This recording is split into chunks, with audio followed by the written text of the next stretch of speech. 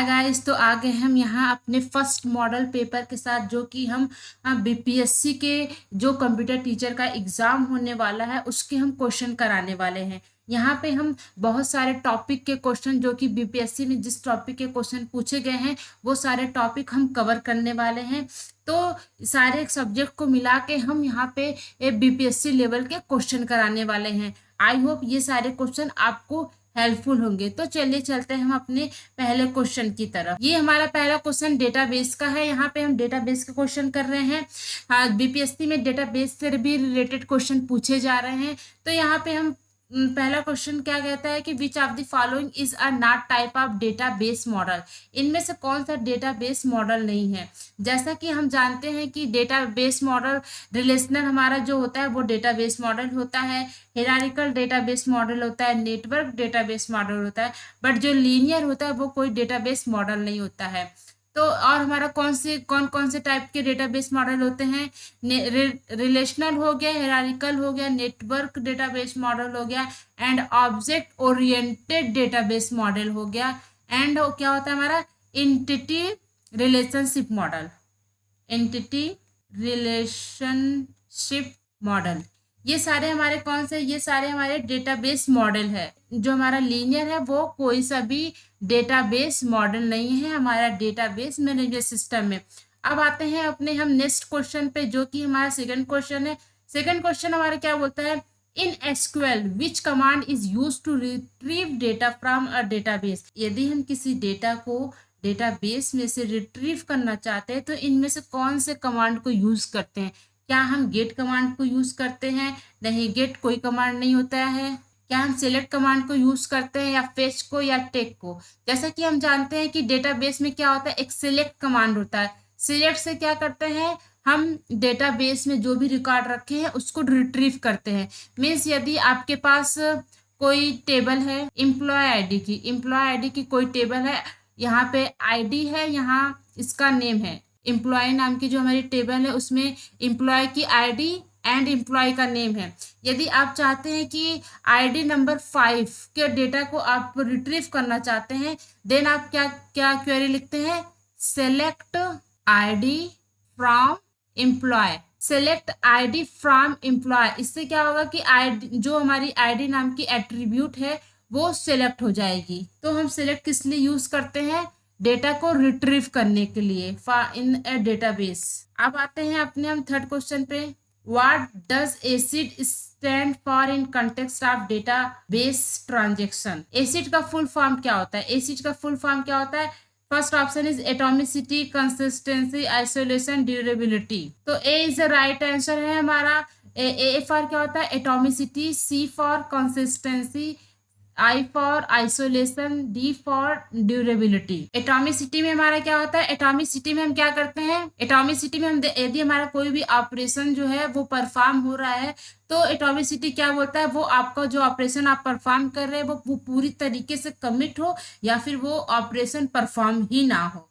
Means या फिर वो जो भी आपका एग्जीक्यूशन हो रहा है पार्शियल ना हो, मीन्स या फिर पूरी तरीके से कंप्लीट हो, या वो आपका एग्जीक्यूशन हो ही ना, ये बोलता है आपका एटॉमिसिटी। अब आते हैं कंसिस्टेंसी। कंसिस्टेंसी हमारी क्या बोलती है, means before the transaction and after the transaction. जब आप ट्रांजेक्शन के पहले और ट्रांजेक्शन के बाद जो भी आप जो पैसे का लेन देन कर रहे हैं उसका जो सम होना चाहिए वो सेम होना चाहिए। मीन्स ट्रांजेक्शन के पहले एंड ट्रांजेक्शन के बाद आपकी जो डेटा जो है वो कंसिस्टेंट होना चाहिए।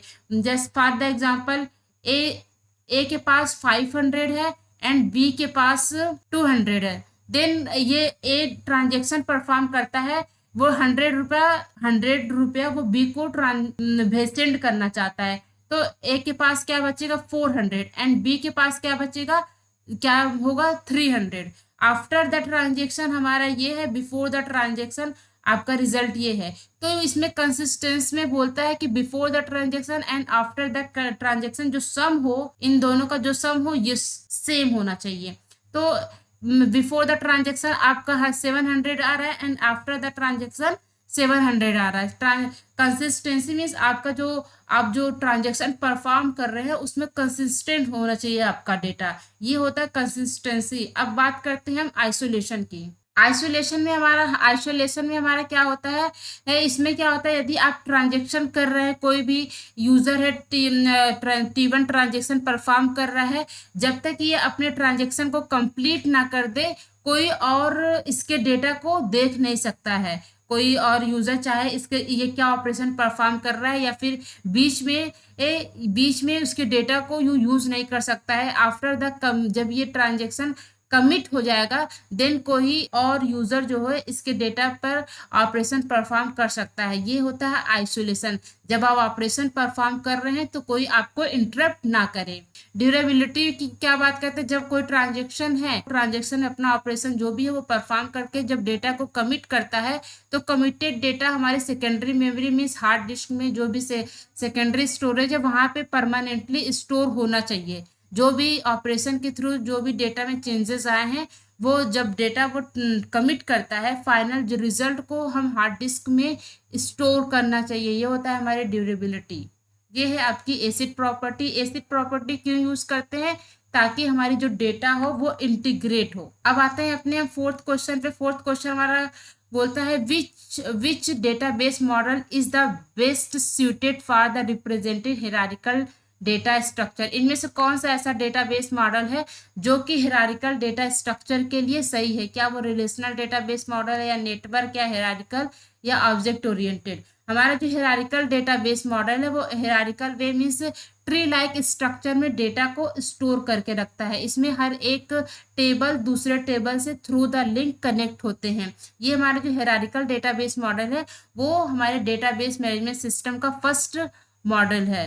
अब आते हैं अपने हम फिफ्थ क्वेश्चन पे। फिफ्थ क्वेश्चन बोलता है which of the following is a disadvantage of using a no SQL database. इनमें से कौन सा डिसएडवांटेज है यदि आप नो एसक्यूएल डेटाबेस यूज करते हैं तो। पहला ऑप्शन है lack ACID property, B is limited scalability complex, C is data modeling and D is strict consistency model. No SQL में बेसिकली क्या है, वहां पे एसिड प्रॉपर्टी नहीं होती थी, इसलिए वहां पे जो यहाँ मीन्स उसका मेन डिसएडवांटेज क्या था नो एसक्यूएल डेटाबेस का, क्योंकि वहां पे हमारी जो एसिड की प्रॉपर्टी थी वहां पे लैक थी, वहां एसिड की प्रॉपर्टी नहीं थी। अब आते हैं अपने हम सिक्स क्वेश्चन की तरफ। सिक्स क्वेश्चन हमारा क्या बोलता है what is the primary key in a relational database. Primary key क्या होती है हमारे रिलेशनल डेटाबेस में।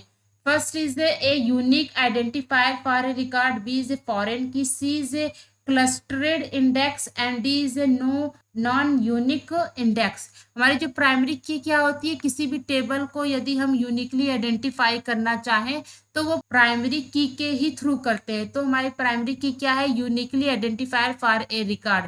ए इज ए राइट आंसर। अब आते हैं हम अपने सेवंथ क्वेश्चन की तरफ। सेवंथ क्वेश्चन क्या बोलता है विच normal form eliminate transitive dependency. इनमें से कौन सा ऐसा नॉर्मल फॉर्म है जो ट्रांसिटिव डिपेंडेंसी को रिमूव करती है। ट्रांसिटिव डिपेंडेंसी मीन्स यदि ए है वो डिपेंड करता है बी पे एंड बी डिपेंड करता है सी पे, तो यहाँ पे क्या है ए ट्रांसिटिवली डिपेंड करता है सी पे। इसको रिमूव करने के लिए हम कौन सा नॉर्मल फॉर्म यूज करते हैं, थर्ड नॉर्मल फॉर्म यूज करते हैं। यदि कोई नॉन प्राइम एट्रीब्यूट है वो डिपेंड करती है नॉन प्राइम एट्रीब्यूट पे, देन वहां पे हमारी ट्रांसिटिव डिपेंडेंसी प्रॉब्लम आती है, उसको एलिमिनेट हम थर्ड नॉर्मल फॉर्म के थ्रू करते हैं। तो सेवंथ क्वेश्चन के लिए हमारा जो सी है वो राइट आंसर है। अब आते हैं अपने एट्थ क्वेश्चन की तरफ। Which SQL command is use to add row to a table. इनमें से कौन सा ऐसा एसक्यूएल कमांड है जिसको आप रो को ऐड करने के लिए यूज करते हैं। मीन्स आपका टेबल है, उस टेबल में हम किसी रो को ऐड करना चाहते हैं, किसी रो को ऐड करना चाहते हैं तो कौन सा कमांड यूज करेंगे। क्या आप पुट कमांड यूज करेंगे, B is a insert, C is a update, D is a add. तो यहाँ पे हम क्या करते हैं इंसर्ट। इंसर्ट कमांड के थ्रू हम टेबल में रो को ऐड कराते हैं। अब आते हैं अपने नाइन्थ क्वेश्चन पे। Which of the following statement is true about primary key in a database. इनमें से कौन सा स्टेटमेंट सही है प्राइमरी की के regarding in a database. First is A table can have multiple primary key. क्या एक टेबल के पास बहुत सारे प्राइमरी की हो सकते हैं? बी इज ए प्राइमरी की can have a duplicate value, primary की के पास डुप्लीकेट वैल्यू होते हैं। सी इज ए प्राइमरी की यूनिकली आइडेंटिफाई ए रिकॉर्ड, जो हमारी प्राइमरी की होती है वो यूनिकली आइडेंटिफाई करती है रिकॉर्ड को। And D is A primary की आर द ऑप्शनल, क्या हमारा जो प्राइमरी की है वो ऑप्शनल है। किसी भी टेबल में सिर्फ एक प्राइमरी की होना चाहिए। कोई किसी भी टेबल में बहुत सारे हमारे एट्रीब्यूट होते हैं, लेकिन एक ऐसा एट्रीब्यूट जो उस टेबल को यूनिकली आइडेंटिफाई करता है उससे हम बोलते हैं प्राइमरी की। जो हमारी प्राइमरी की क्या होती है, एक वो यूनिकली आइडेंटिफाई करती है उस टेबल को। सिर्फ एक टेबल में सिर्फ एक ही प्राइमरी की हो सकती है। प्राइमरी की में जो होता है, प्राइमरी की में नल वैल्यू नहीं हो सकती है। यदि आप किसी भी एट्रीब्यूट को प्राइमरी की मान रहे हैं तो उस एट्रीब्यूट के वैल्यू में नल वैल्यू नहीं हो सकती है। अब आते हैं हम अपने 10th क्वेश्चन की तरफ। 10th क्वेश्चन हमारा क्या बोलता है, what is the purpose of foreign की इन अ रिलेशनल डेटाबेस।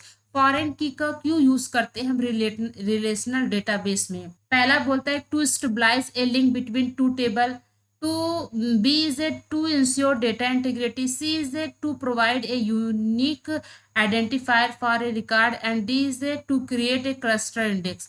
यदि हम फॉरेन की बात करते हैं, मीन्स जब एक टेबल को दूसरे टेबल से कोई कनेक्शन होता है, मीन्स हम कनेक्ट करना चाहते हैं एक टेबल को दूसरे टेबल में, तो यदि आपका ये पेरेंट टेबल है, यदि आपका ये स्टूडेंट नाम का कोई टेबल है एंड ये कोर्स नाम का कोई टेबल है, इस स्टूडेंट की कोई आईडी होगी, इस कोर्स की कोई आईडी होगी, तो यहाँ पे हम एक फॉरेन की लेते हैं। यदि हम चाहते हैं ये कोर्स जो टेबल है वो लिंक हो इस टेबल से, स्टूडेंट नाम के टेबल से, तो यहाँ पे जो स्टूडेंट की आईडी होगी जो कि इस स्टूडेंट टेबल में ये क्या होगा, ये प्राइमरी की होगी।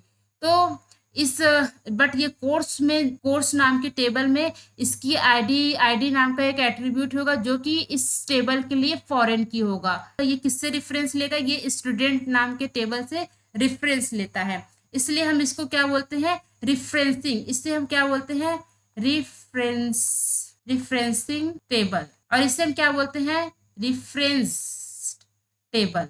इसे हम रेफरेंस टेबल बोलते हैं, इसे हम रेफरेंसिंग टेबल बोलते हैं। ये कोर्स नाम की जो टेबल है वो रेफरेंस लेती है स्टूडेंट नाम के टेबल से। मीन्स यदि इस स्टूडेंट के जो हमारा स्टूडेंट नाम का टेबल है उसके प्राइमरी की में कोई भी वैल्यू चेंज होती है, देन हमारा जो कोर्स नाम की आईडी है इस टेबल स्टूडेंट टेबल के अकॉर्डिंग अपनी वैल्यू चेंज करेगी।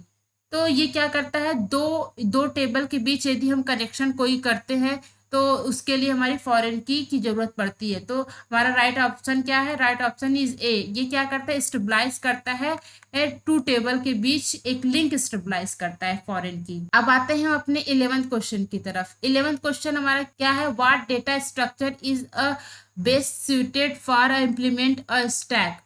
ये है हमारा डेटा स्ट्रक्चर का क्वेश्चन। इनमें से ये पूछा है कि इनमें से कौन सा ऐसा डेटा स्ट्रक्चर है जिसपे हम स्टैक को क्या कर सकते हैं, इम्प्लीमेंट करते हैं।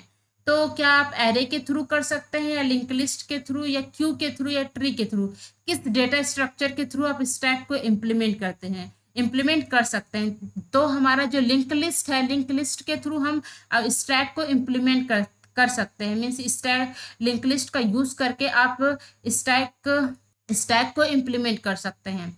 अब आते हैं हम अपने 12th क्वेश्चन की तरफ। 12th क्वेश्चन हमारा क्या बोलता है, विच data structure is use A last in and first out approach. इनमें से कौन सा ऐसा डेटा स्ट्रक्चर है जो लीफो प्रॉपर्टी को यूज करता है?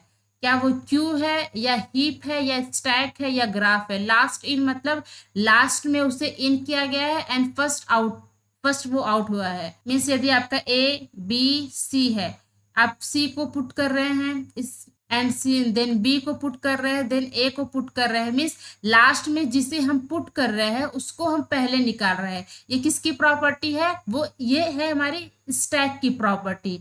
जिसे हम लास्ट में पुट करते हैं उसे हम सबसे पहले ही रिट्रीव करते हैं। ये है हमारी किसकी प्रॉपर्टी, वो स्टैक की प्रॉपर्टी है। क्यू में हम क्या करते हैं, जिसे पहले पुट करते हैं उसे ही हम पहले रिट्रीव करते हैं। तो ये हमारा स्टैक एंड क्यू। तो अब हम आते हैं अपने हम 13 क्वेश्चन पे। हमारा 13 क्वेश्चन क्या बोलता है, in a binary search tree which traversal yields sorted output. इनमें से कौन सा ऐसा बाइनरी सर्च ट्री ट्रावर्सर है जो कि आपको वो जो आउटपुट देगा वो सॉर्टेड ऑर्डर में देगा। तो हम पहले बात करते हैं इन ऑर्डर या फिर प्री ऑर्डर, या फिर सी है हमारा पोस्ट ऑर्डर, एंड डी हमारा लेवल ऑर्डर।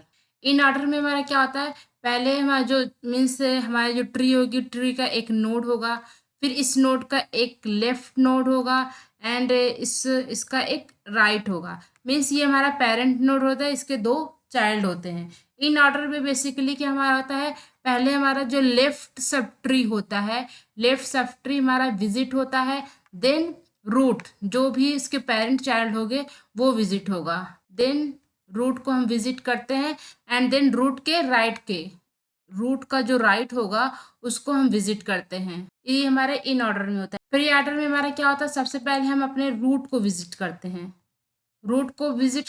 देन रूट के लेफ्ट सब ट्री को विजिट करते हैं, एंड देन रूट के राइट सब ट्री को विजिट करते हैं। मीन्स पहले रूट, देन उसके बाद उसका लेफ्ट सब ट्री एंड उसका right sub tree.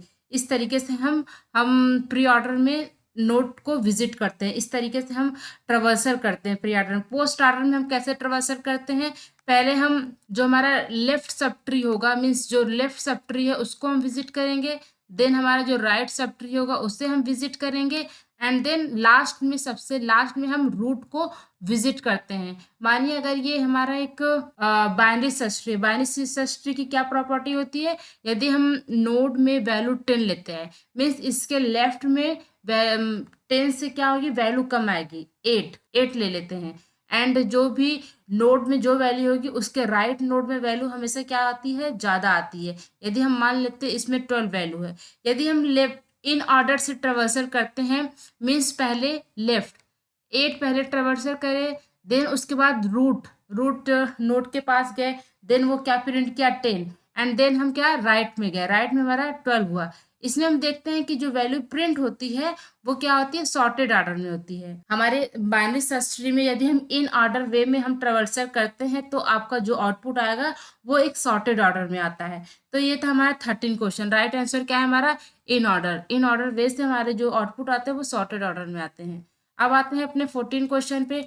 14 question, what is the time complexity of searching an element in binary search tree. हमारी जो बाइनरी सर्च ट्री है उसके एलिमेंट को आप सर्च करना चाहते हैं तो आपको कितना टाइम लगता है।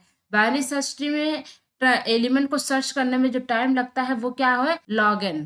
हमारी जो बाइनरी सर्च ट्री है वो balanced binary search tree, means balanced है, तो उसका जो टाइम लगता है सर्च करने में, किसी भी एलिमेंट को सर्च करने में लगा टाइम क्या लगता है, log n लगता है। अब आते हैं अपने 15 क्वेश्चन पे। Which data structure is used for a breadth first search. दो सर्चिंग होती है, एक BFS होता है, एक DFS। BFS में हम क्या करते हैं, यदि आपका ये ट्री है तो इसमें हम क्या करते हैं, इसमें किस वे में सर्चिंग करते हैं, इसमें हम नोड पे यदि हम ट्रावर्सल कर रहे हैं, सर्च कर रहे हैं, देन इसके लेफ्ट में जो भी नोड है उसको सर्च करेंगे, then level by level, means इस लेवल के जितने भी नोड होंगे, लेवल 1 के जितने भी नोड होंगे उससे पहले ट्रेवर्स करके देन लेवल 2 पे सारे नोड को हम क्या करते हैं, ट्रेवर्स करते हैं। तो ये ब्रीफ फर्स्ट सर्च में क्या होता है, हर लेवल के नोड को ट्रेवर्स करते हैं। DFS में क्या होता है, DFS में क्या, मेनली पहले वो इस नोड को सर्च करेगा, देन इसके लेफ्ट में जो होगा फिर उसे सर्च करेगा, इसके लेफ्ट में जो होगा, मीन्स एक डेप्थ में पहले जाता है। हमारा DFS क्या होता है, जो नोड को जिस नोड को सर्च करता है उसके डेप्थ में जाता है, लास्ट तक वो सर्च करते रहता है, देन उसके बाद नोड, देन इसके बाद राइट, मीन्स एक क्या करता है, एक डेप्थ में हमारा DFS सर्च करता है, और जो BFS होता है वो लेवल बाय लेवल सर्च करता है। BFS को हम क्या कहते हैं, लेवल ऑर्डर ट्रेवर्सिंग भी बोलते हैं। BFS के लिए हम कौन सा डेटा स्ट्रक्चर यूज करते हैं, हम क्यू को यूज करते हैं। एंड जो DFS है मीन्स डेप्थ में जिसे हम जाते हैं, उसके लिए हम कौन सा यूज करते हैं, स्टैक का यूज किस में करते हैं, DFS में, means depth first search. And BFS में किस डेटा स्ट्रक्चर का यूज करते हैं, क्यू का यूज करते हैं। तो राइट आंसर हमारा क्या है, B is a right answer for the 15th question. अब आते हैं हम अपने 16 क्वेश्चन पे। 16 क्वेश्चन क्या बोलता है, what is the time complexity of inserting A element in A heap. Heap क्या होता है हमारे, हीप टू टाइप के होते हैं, एक मैक्स हीप होता है, एक मिन हीप होता है। मैक्स हीप में क्या होगा, जो नोट की, जो पेरेंट नोट की जो वैल्यू होगी उसके दोनों चाइल्ड के कंपेयर में वैल्यू हमेशा ज्यादा होगी। यदि हम इसमें वैल्यू 20 रखते हैं देन इसके लेफ्ट में 20 से कम होगा, इसके राइट में क्या होगा, 20 से वैल्यू जो होगी वो कम होगी, एंड इसके लेफ्ट में 15 से वैल्यू कम होगी, इसके लेफ्ट राइट पे 15 से वैल्यू कम होगी, एंड इसके लेफ्ट राइट में 18 से वैल्यू कम होगी।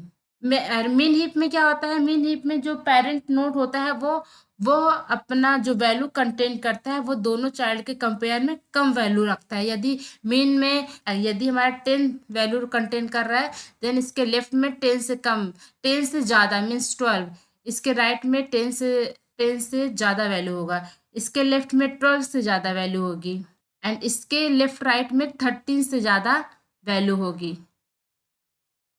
तो ये था हमारा मिन हीप और ये था हमारा मैक्स हीप।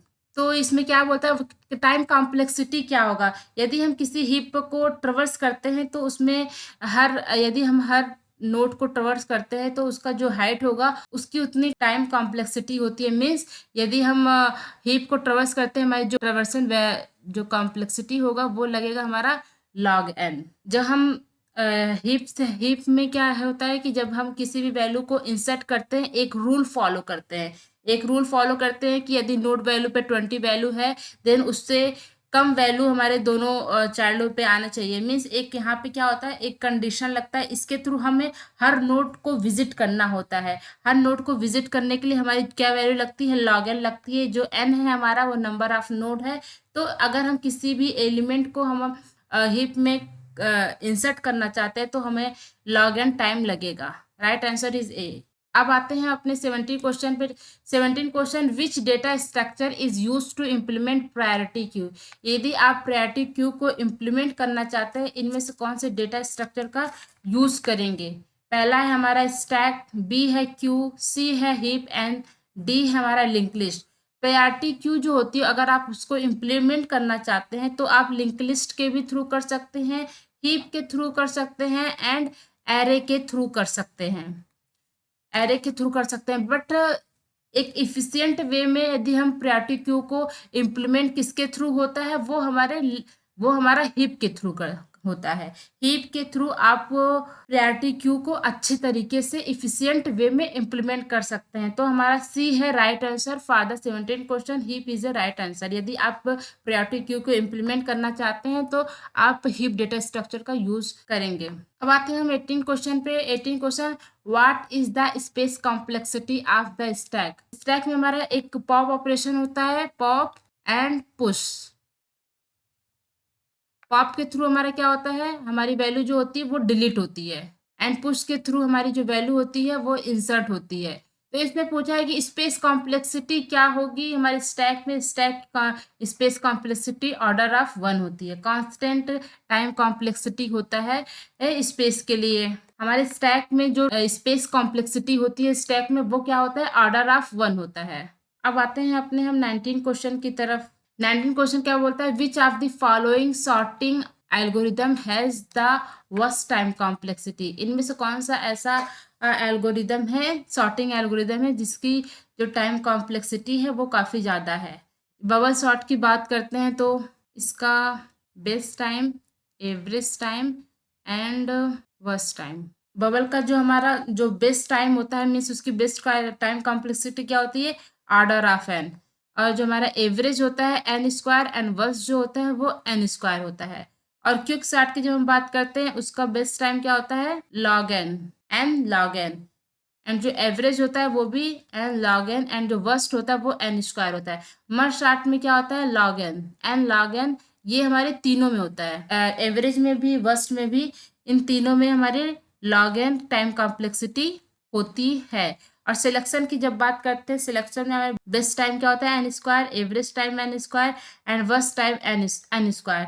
तो सॉर्टिंग एक सिलेक्शन सॉर्टिंग एक ऐसा एल्गोरिदम है जिसके तीनों केस में जो वैल्यू होती है, जो टाइम लगता है वो काफ़ी ज़्यादा लगता है। तो वर्स्ट टाइम कॉम्प्लेक्सिटी की अगर इस एल्गोरिदम में हम कंपेयर करें तो वो है सिलेक्शन सॉर्ट की। यदि ये बात करता है कि सबसे कम टाइम किस एल्गोरिदम में लगता है, किस सॉर्टिंग एल्गोरिदम में लगता है, तो हम क्या करेंगे, मर्ज सॉर्ट। उसमें हमारा क्या आएगा, मर्ज सॉर्ट, क्योंकि इन तीनों केस में मर्ज सॉर्ट की जो टाइम है वो काफी कम है इनके कंपेयर में। तो हमारा राइट आंसर क्या है, किसका सबसे ज्यादा टाइम कॉम्प्लेक्सिटी है, वो है हमारे सिलेक्शन सॉर्ट का।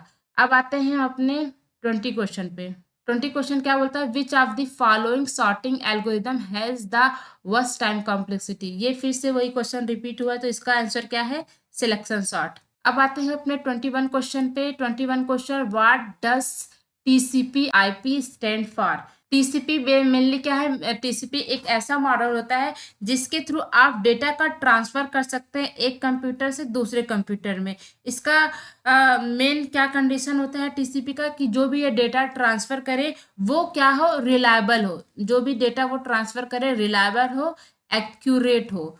तो मेनली इसका टीसीपी का वर्क डेटा को रिलायबली एंड एक्यूरेटली डेटा का ट्रांसफर करना। ये क्या करता है, इंटरनेट पे पैकेट को सेंड करता है। टीसीपी आईपी क्या होता है, इंटरनेट पे पैकेट को वो सेंड करता है। तो इसका फुल फॉर्म पूछा गया, टीसीपी आईपी का फुल फॉर्म क्या होता है, इसका फुल फॉर्म होता है transmission control protocol, and IP का इंटरनेट प्रोटोकॉल।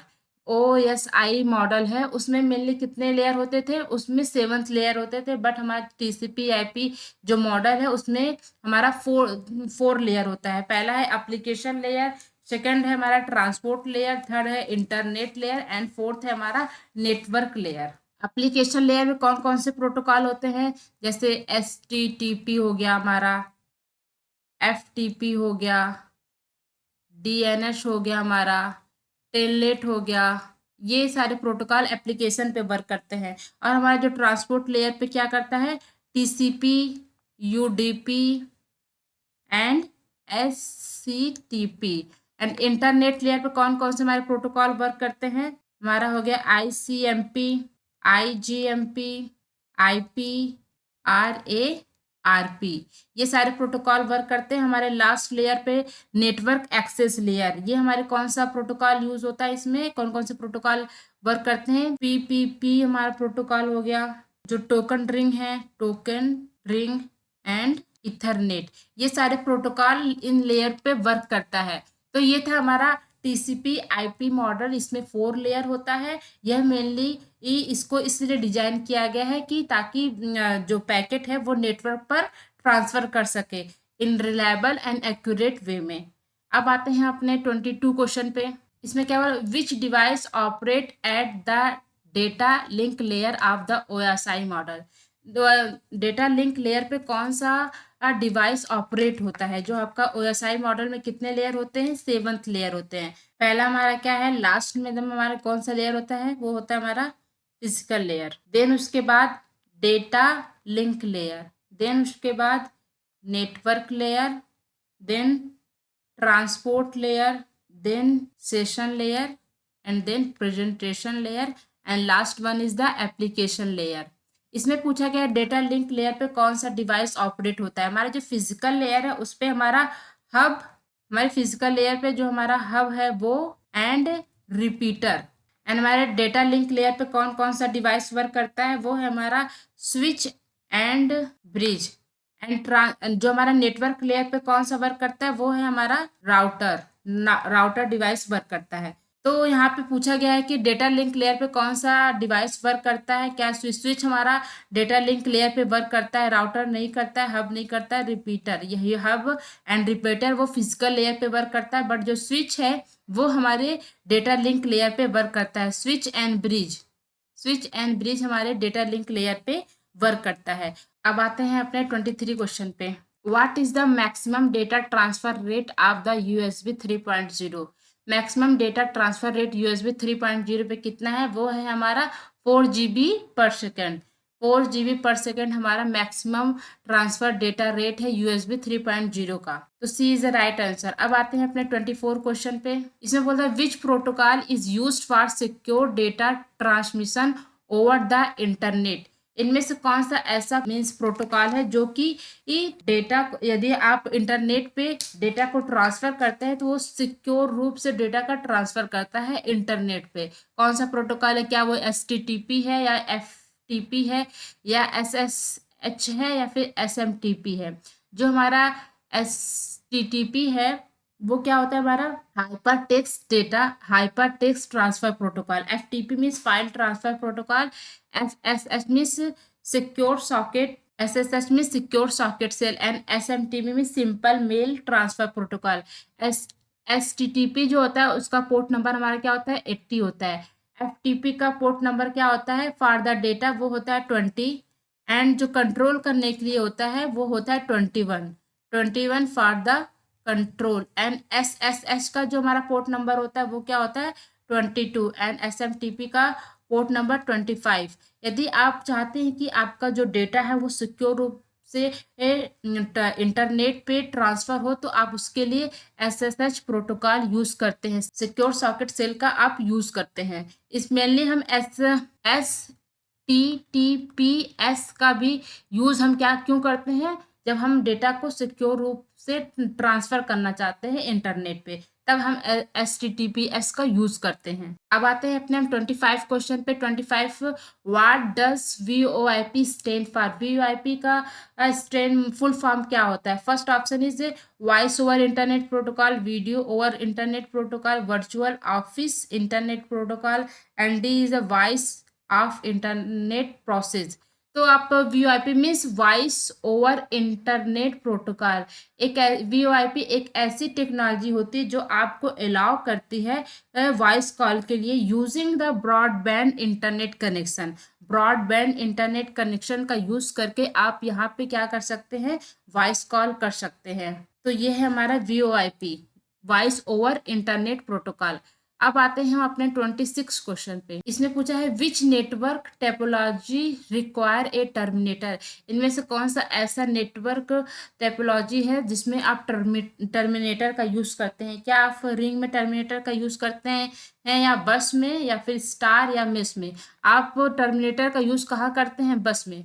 बस में हम क्या करते हैं टर्मिनेटर का यूज करते हैं। हमारी जो बस नेटवर्क टेपोलॉजी है वहां पे टर्मिनेटर रिक्वायर होता है। तो राइट आंसर इज बी। अब आते हैं अपने 27 क्वेश्चन पे। इसमें बोलता है which of the following is not a top level domain. इनमें से कौन सा एक ऐसा है जो टॉप लेवल डोमेन नहीं है। First is com, B is net and C is ORG and D is a web. COM जो हमारा कॉम होता है जो कॉम होता है वो किस लिए यूज करते हैं हम कॉमर्शियल बिजनेस के लिए। इसको हम कॉमर्शियल बिजनेस के लिए हम यूज करते हैं। एंड नेट को क्यों यूज करते हैं हम नेटवर्क ऑर्गेनाइजेशन के लिए। नेटवर्क ऑर्गेनाइजेशन के लिए हम यूज करते हैं। एंड जो ORG है इसको हम किसके लिए यूज करते हैं वो ऑर्गेनाइजेशन के लिए। जो हमारा डी वेब है वेब भी हमारा क्या है टॉप लेवल डोमेन नहीं है। तो द राइट आंसर हमारा क्या है D is the right answer. अब आते हैं हम अपने 28 क्वेश्चन की तरफ। इसमें क्या बोलता है what is the standard port number of HTTP मैंने अभी ऊपर बताया उसका पोर्ट नंबर क्या होता है 80। A is the right answer for the 28 question. अब आते हैं अपने हम 29 क्वेश्चन पे। Which of the following is a wireless networking standard. इनमें से कौन सा एक ऐसा है जो बिना वायर का नेटवर्किंग में से उसमें वायर का यूज नहीं होता है।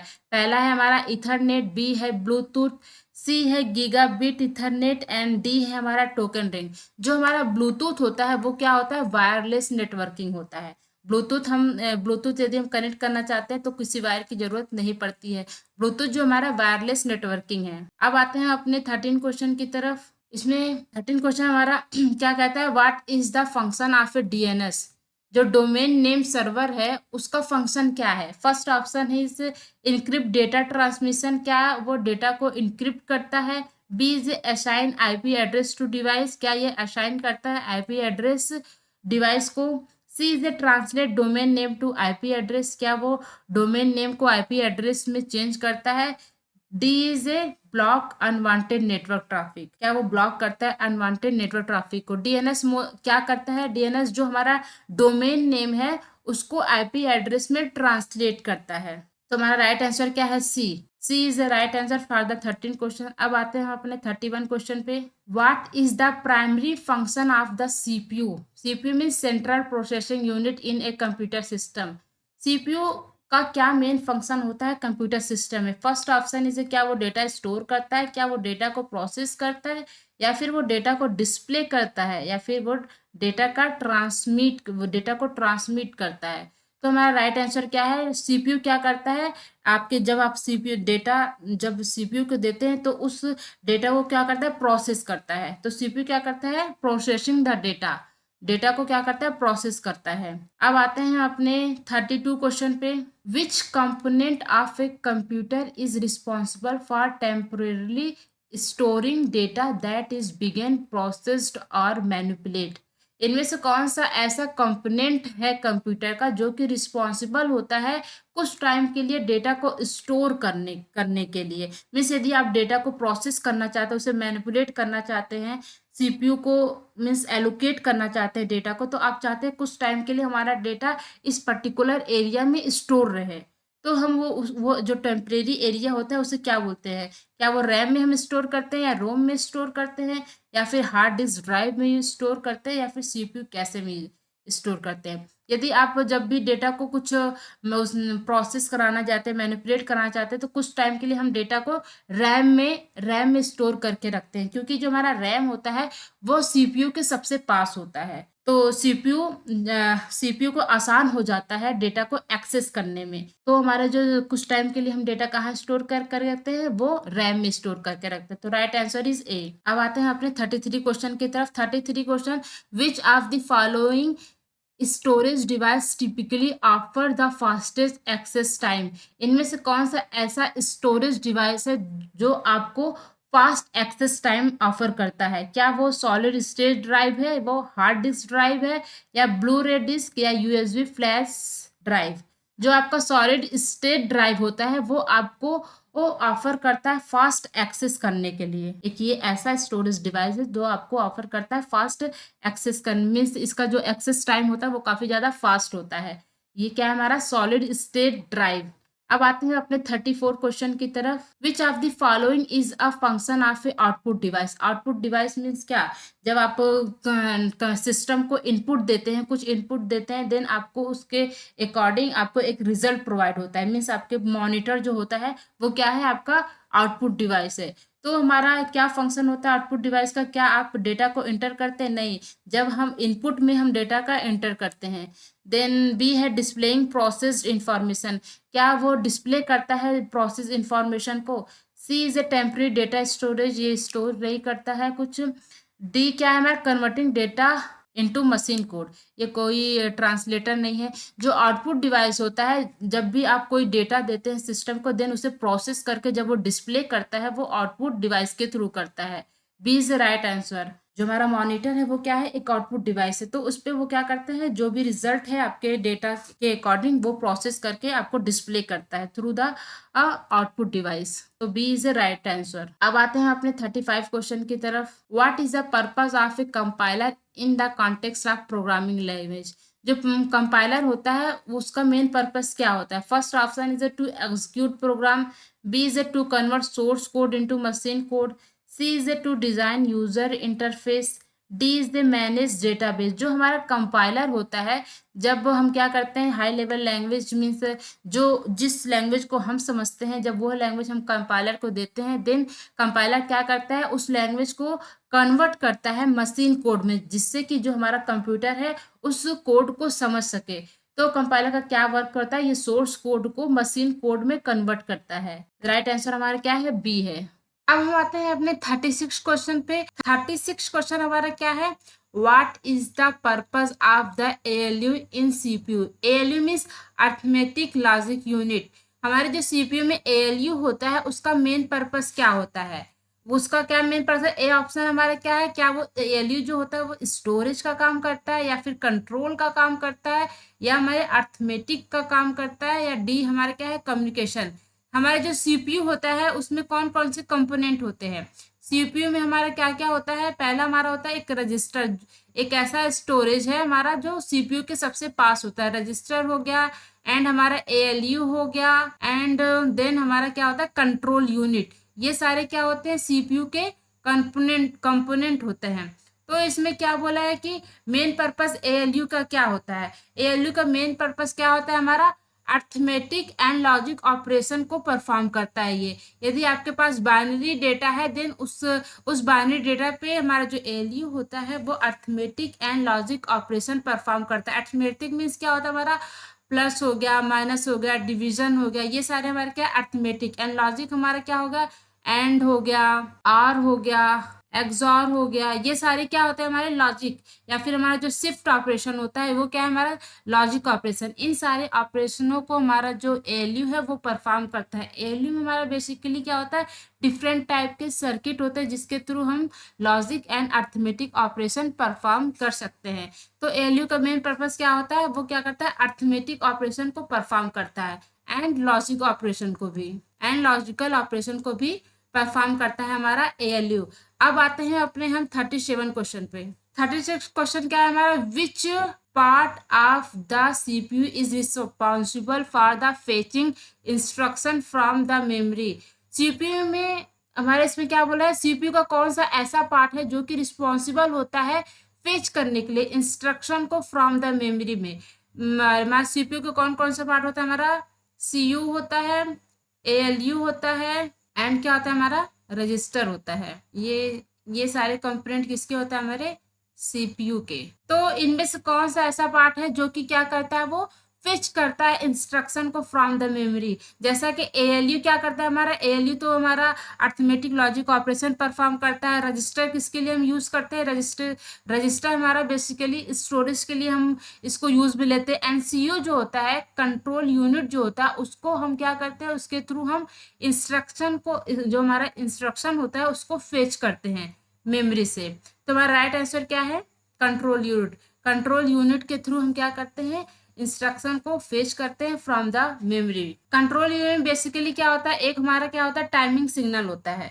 कंट्रोल यूनिट में हमारा क्या होता है, टाइमिंग सिग्नल होता है। एंड सेकंड क्या होता है, control signal. Control signal, timing signal से हमारा क्या होता है, इसमें टाइमिंग सिग्नल में जो भी इंस्ट्रक्शन हमारे एग्जीक्यूट हो रहे हैं, कौन सा इंस्ट्रक्शन हमारा पहले एग्जीक्यूट होगा एंड देन कौन सा इंस्ट्रक्शन हमारा बाद में एग्जीक्यूट होगा, वो किसके थ्रू होता है, हमारा टाइमिंग सिग्नल के थ्रू होता है। और कंट्रोल सिग्नल बेसिकली क्या करता है, जो भी इंस्ट्रक्शन में क्या कौन सा इंस्ट्रक्शन रीड होगा, कौन सा राइट होगा, ये सारे चीज पे जो कंट्रोल करता है वो हमारा कंट्रोल सिग्नल के थ्रू होता है। तो ये था हमारा सीयू मीन्स कंट्रोल यूनिट, जो कि फेच करता है डेटा को, इंस्ट्रक्शन को फेच करता है मेमोरी से।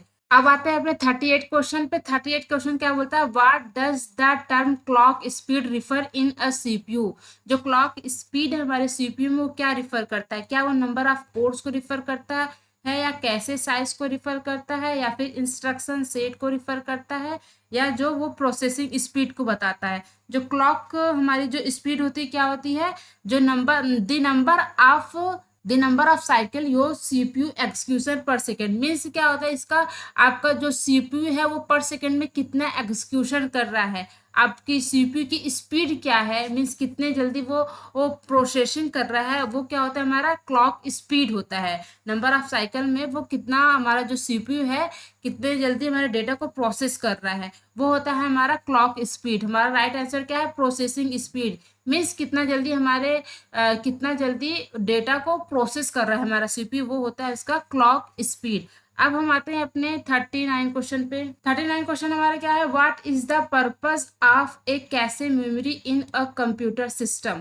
कंप्यूटर सिस्टम में हमारी जो कैशे मेमोरी है उसका मेन पर्पस क्या है। First option is a permanent storage, B is a temporary storage, C is a input processing, D is a output display।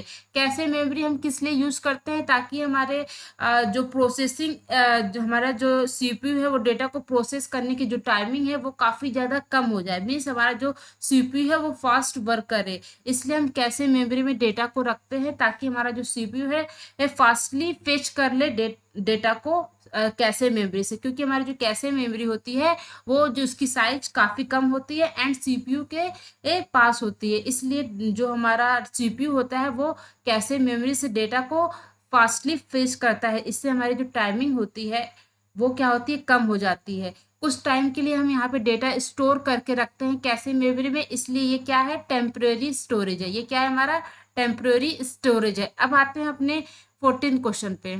14 question क्या बोलता है, which of the following is not a characteristic of A bone नोमेन architecture. Bone नोमेन architecture का main characteristic इनमें से कौन सा नहीं है। बोन नोमेन आर्किटेक्चर हम किस लिए इससे हम बनाए थे, ये क्या बताता है, आपका जो सिस्टम है वो कैसे वर्क करता है। मीन्स जब आप अपने इस सिस्टम को कुछ इनपुट देते हैं तो आपका सिस्टम कैसे प्रोसेस करता है, कैसे आपको आउटपुट देता है, वो इसके आर्किटेक्चर को बताता है। हमारा जो बोन नोमेन आर्किटेक्चर है, बेसिकली इसका आर्किटेक्चर क्या है, हमारा जो मेन मेमोरी होता है जहाँ पे हमारा जो डेटा होता है वो स्टोर रहता है। देन हमारा यहाँ से डेटा मीन्स आप फेच भी कर सकते हैं, डेटा को स्टोर भी कर सकते हैं। देन हमारा आता है मेन मेमोरी के बाद CPU means central process unit. इसके कौन कौन से कंपोनेंट होते हैं, हमारे रजिस्टर हो गया, सीयू हो गया एंड एएलयू हो गया। ये सारे क्या है, हमारे इस सीपीयू के कंपोनेंट है। एंड देन आफ्टर हमारा क्या है, इनपुट आउटपुट सिस्टम। यहाँ से क्या होता है, बेसिकली हम जब डेटा को हमारा जो डेटा होता है वो मेन मेमोरी में स्टोर होता है।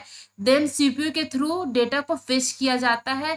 उसके बाद जब सीपीयू उस डेटा में प्रोसेसिंग जो भी प्रोसेसिंग करनी होती है, फिर उसको वो प्रोसेसिंग करके इस मेन मेमोरी को दे देता है। और ये मेन मेमोरी क्या करता है, उस डेटा को वो स्टोर करके रख लेता है। ये बेसिक हमारा आर्किटेक्चर है बोर्ड नोमेन का, जो कि बताता है कि हमारा जब आप सिस्टम को कुछ इनपुट देते हैं तो आपका जो सिस्टम है वो कैसे प्रोसेस करता है। ये तो इसमें से ये बोला गया है कि कौन सा मीन्स करेक्टरिस्टिक नहीं है। फर्स्ट ऑप्शन हमारा क्या है, हार्डवर्ड आर्किटेक्चर। एक हमारा ये क्या है, ये भी एक आर्किटेक्चर होता है। हमारे जो बोर्ड नॉर्मल आर्किटेक्चर है उसमें जो हमारा इंस्ट्रक्शन सेट है एंड डेटा है, इंस्ट्रक्शन सेट जो हमारा इंस्ट्रक्शन सेट है एंड प्लस डेटा, उसको हम मेन मेमोरी में एक साथ स्टोर करके रखते हैं। बट हमारा जो हार्डवर्ड आर्किटेक्चर है उसमें हम इंस्ट्रक्शन सेट एंड डेटा को डिफरेंट डिफरेंट एक साथ स्टोर करके नहीं रखते थे। ये हमारा मेन डिफरेंस है born Norman architecture and Harvard architecture का। तो ये खुद ही एक आर्किटेक्चर है, तो इसका ये कैरेक्टरिस्टिक नहीं हो सकता है। A is a right answer. And B क्या है, हमारा सिंगल शेयर्ड मेमोरी होता है। और सी क्या है, सीक्वेंशियल एग्जीक्यूशन होता है हमारे न्यूमैन आर्किटेक्चर में। And D is a storage programme concept. यहाँ पे स्टोरेज प्रोग्राम को स्टोर करने का भी कॉन्सेप्ट यहाँ पे दिया गया है इस आर्किटेक्चर में। ये है हमारा 41 क्वेश्चन। यहाँ पे क्या बोलता है, what is the correct way to declare a constant variable in C plus plus. यदि आप सी प्लस प्लस में चाहते हैं जो आपका वेरिएबल है वो कांस्टेंट रहे, तो किस तरीके से आप अपने इस सेंटेक्स को लिखते हैं। यदि एक्स है उसकी वैल्यू चेंज ना हो, आप चाहते हैं इस प्रोग्राम में आपकी वैल्यू जो एक्स की वैल्यू वो चेंज ना हो, तो आप कौन सा सेंटेक्स यूज करते हैं। क्या वो constant int x equal to 5 या कांस्टेंट एक्स इक्वल टू 5 या फिर constant int x equal to 5 या फिर int const x equal to 5। तो आप कौन सा वेरिएबल कौन सा सेंटेक्स यूज करते हैं, राइट सेंटेक्स जो हमारा ये है कांस्टेंट, फिर उस जो हमारा वेरिएबल किस टाइप का है देन वो डिक्लेयर करते हैं, देन वेरिएबल का नेम एंड उस पर कौन सी वैल्यू आप असाइन करते हैं उसे डिक्लेयर करते हैं। ये है हमारा राइट सेंटेक्स यदि आप किसी वेरिएबल को कांस्टेंट डिफाइन करना चाहते हैं, डिक्लेयर करना चाहते हैं आपके सी प्लस प्लस में। तो A is the right answer for the 41 question. अब चलिए चलते हैं अपने 42 क्वेश्चन की तरफ। इसमें बोलता है what is the output of the following code snippet. इनमें से कौन सा मीन्स ये जो आपका कोड दिया है उसका आंसर क्या आएगा। ये जैसा कि हम जानते हैं ये हमारी कौन सी ऑपरेटर होती है, वो टर्नरी ऑपरेटर होती है। इसके आगे जो कंडीशन लिखा है वो सही है, देन आपका इस जो फर्स्ट पोजीशन है ये सेकंड पोजीशन है, ये आपका थर्ड पोजीशन है। यदि आप चाहते हैं कि यदि आपका जो थर्ड पोजीशन पे जो वैल्यू लिखी हुई है वो करेक्ट है, मीन्स वो सेटिस्फाई करती है, वो करेक्ट है, देन आपका जो फर्स्ट पोजीशन में जो कोड दिया है वो एग्जीक्यूट होगा। यदि ये कंडीशन आपका फॉल्स होता है देन आपका ये सेकंड पोजीशन पे जो वैल्यू है वो डिस्प्ले होगी या फिर जो कोड दिया है वो डिस्प्ले होगा। तो आप बात करते हैं हम ये सी आउट 5 इज ग्रेटर देन 3। क्या है 5 ग्रेटर देन 3 सही है, ये सही है। तो हमारा कौन सा कोड रन होगा, ये जो हमारे फर्स्ट पोजीशन पे दिया है वो कोड रन होगा, मीन्स एस जो होगा वो डिस्प्ले होगा। यदि हमारा लिखता 3 ग्रेटर देन 5 देन कौन सा कोड रन होता है, नो। जो हमारा सेकंड पोजीशन पे जो कोड दिया है वो रन होता है, मीन्स नो डिस्प्ले होता। अब आते हैं अपने हम 43 क्वेश्चन पे। 43 क्वेश्चन पे which keyword is use to dynamically allocate memory in C plus plus. कौन सा कीवर्ड का यूज करके आप डायनेमिकली एलोकेट करते हैं मेमोरी को इन सी प्लस प्लस प्लस। क्या वो मैलोक के थ्रू करते हैं, कैलोक के थ्रू करते हैं, न्यू के थ्रू करते हैं, या फिर एलो के थ्रू करते हैं। आप सी प्लस प्लस में डायनेमिकली एलोकेट मेमोरी किसके थ्रू करते हैं, न्यू के through. Right answer is C, new के थ्रू आप डायनेमिकली एलोकेट करते हैं मेमोरी को इन सी प्लस प्लस में। अब चलते हैं अपने फोर्थ क्वेश्चन की तरफ। ये हमारा 44 क्वेश्चन। 44 क्वेश्चन क्या बोलता है, what does the break statement do in C plus plus. जो ब्रेक स्टेटमेंट होता है वो सी प्लस प्लस में क्या वर्क करता है। क्या वो एग्जिस्ट करता है लूप को, मीन्स या लूप से वो एग्जिस्ट हो जाता है, या B is continue the next iteration, क्या वो नेक्स्ट इटरेशन के लिए कंटिन्यू करता है। C is skip the loop, क्या वो लूप को स्किप करता है। D is none of this. यदि आप ब्रेक का यूज करते हैं मीन्स क्या होता है, वो लूप जो होता है उस प्रोग्राम से एग्जिस्ट हो जाता है। तो A is right answer. And continue के लिए यदि आप चाहते हैं कि एक स्टेटमेंट स्किप होके दूसरा हमारा नेक्स्ट इटरेशन चले तो उसके लिए हम क्या यूज करते हैं, कंटिन्यू स्टेटमेंट यूज करते हैं। ब्रेक स्टेटमेंट से क्या होता है, आपका जो प्रोग्राम मीन्स आप लूप में जिस लूप में इटरेट कर रहे थे तो उससे क्या होता है, आप एग्जिस्ट हो जाते हैं। तो A is the right answer. अब आते हैं अपने 45 क्वेश्चन की तरफ। What is the correct way to declare a pointer to an integer. Means क्या बोल रहा है इसमें, आप डिक्लेयर करना चाहते हैं पॉइंटर टू एन इंटीजर। तो इसका करेक्ट वे डिक्लेयर क्या है, ये क्या इंट है, यहाँ पे क्या है इंट है एंड देन पॉइंटर है, या इंट है यहाँ पीटीआर है, यहाँ पे कोई पॉइंटर नहीं है।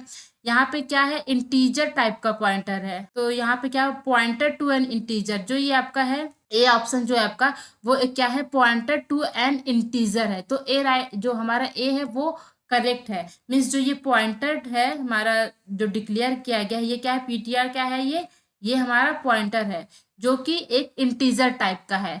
तो A is the right answer. यहाँ पे सही डिक्लेयर हुआ है हमारा पॉइंटर टू एन इंटीजर। अब आते हैं अपने 46 क्वेश्चन की तरफ। What is the purpose of size of operator in C plus plus. जो साइज ऑफ ऑपरेटर आप यूज करते हैं सी प्लस प्लस में उसका पर्पस क्या होता है। First option is a return the size of variable in a byte, a return the size of variable in a bits, a return the address of variable, and D is none of this. क्या ये हमारा right answer क्या है, size जो हमारा size of operator होता है सी plus plus में वो रिटर्न करता है साइज ऑफ वेरिएबल को इन बाइट, बाइट के फॉर्म में कितने बाइट का आपका जो वेरिएबल है, कितने बाइट का आपका वेरिएबल है वो रिटर्न करता है। साइज ऑफ ऑपरेटर मीन्स क्या करता है, वो वेरिएबल कितने बाइट जो आप वेरिएबल जो आप दिए हैं वो कितने बाइट का है उसे रिटर्न करने के लिए उसकी साइज, यदि आप वेरिएबल की साइज जानना चाहते हैं कितने बाइट की है तो उसके लिए आप साइज ऑफ ऑपरेटर यूज करते हैं इन सी प्लस प्लस में। What does the static keyword do when the apply to an class member in C plus plus. यदि आप स्टैटिक जो कीवर्ड है उसको अप्लाई करते हैं क्लास मेंबर में, यदि आप क्लास मेंबर पर स्टैटिक कीवर्ड यूज करते हैं सी प्लस प्लस में तो वो क्या करता है। फर्स्ट ऑप्शन हमारा क्या है, allocate memory for each instance of class, B is a shared memory among all instance of class, C is a prevent memory allocation for the member, and D is none of this. यदि आप static keyword का use करते हैं किसी भी class member में तो वो क्या करता है हमारा, वो शेयर करता है memory all instant of the classes, जो भी इंस्टेंस है जो भी इंस्टेंस है क्लास का उन सारों पे क्या करता है वो मेमोरी को शेयर करता है। Share memory among of all instance of the classes, B is a right answer. यदि आप स्टैटिक कीवर्ड का यूज करते हैं क्लास मेंबर पे तो वो क्या करता है, आपका जो भी क्लास का जो इंस्टेंस है उनके बीच में क्या करता है मेमोरी को शेयर करता है। अब आते हैं अपने 49 क्वेश्चन की तरफ। ये क्या बोलता है, what does the constant variable signify when used with the member function in C plus plus. यदि आप कांस्टेंट वेरिएबल को यूज करते हैं मेंबर फंक्शन के साथ इन सी प्लस प्लस में तो वो क्या करता है, जो हमारा कांस्टेंट वेरिएबल वो क्या करता है। A option is the function can not be called by constant object, क्या जो वो फंक्शन होगा वो कॉल नहीं किया जाएगा कांस्टेंट ऑब्जेक्ट के साथ। B is the function can not modify member variable, क्या वो जो फंक्शन होगा मॉडिफाई नहीं होगा, मेंबर उसके जो उस फंक्शन के जो मेंबर वेरिएबल है वो मॉडिफाई नहीं होंगे। C is a function can not be overloaded, जो हमारा फंक्शन होगा वो ओवरलोडेड नहीं होगा। D is a the function can not be declare outside the class, क्या वो फंक्शन क्लास के बाहर डिक्लेयर नहीं कर सकते। यदि आप कांस्टेंट कीवर्ड यूज करते हैं मेंबर फंक्शन के साथ, तो वो फंक्शन जो होगा उस फंक्शन के जो भी मेंबर वेरिएबल होंगे वो मॉडिफाई नहीं होंगे। यदि आप कांस्टेंट कीवर्ड यूज करते हैं मेंबर फंक्शन के साथ, तो उस फंक्शन के जो भी मेंबर वेरिएबल होंगे वो मॉडिफाई नहीं हो सकते। B is the right answer for the 49 question. अब हम आते हैं अपने लास्ट क्वेश्चन 50 पे।